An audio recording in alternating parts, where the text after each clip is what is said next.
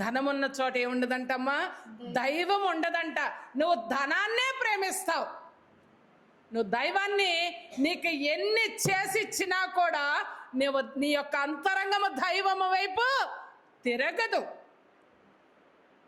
అలాంటప్పుడు నువ్వు దేవుడికి ఏ విధంగా ఉపయోగపడగలవు? కానీ ఒక్క విషయం మనం గమనించాలి. ఏంటో తెలుసా? అన్నీ ఇచ్చిన దేవుడికి అన్నీ తీసుకోవడం కూడా తెలుసు కదా. అవునా కాదా?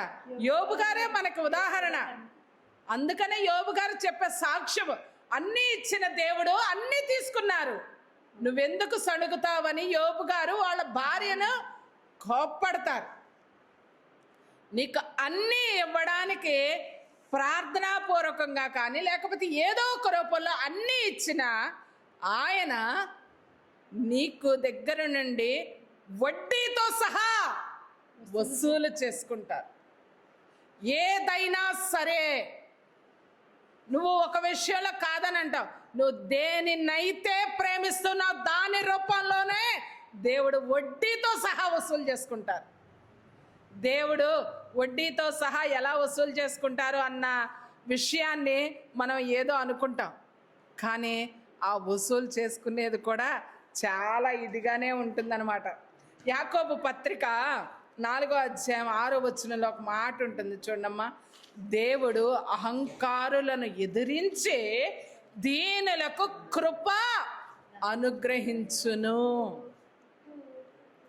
కనిపించిందమ్మా? దేవుడు అహంకారులను ఏం చేస్తారంట?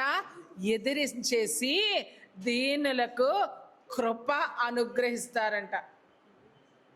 ఆత్మ విషయమై దీనులైన వారు ధన్యులు, పరలోక రాజ్యము వారిది. దీనత్వము కలిగి ఉండడం ఎంత గొప్ప స్థితో తెలుసా?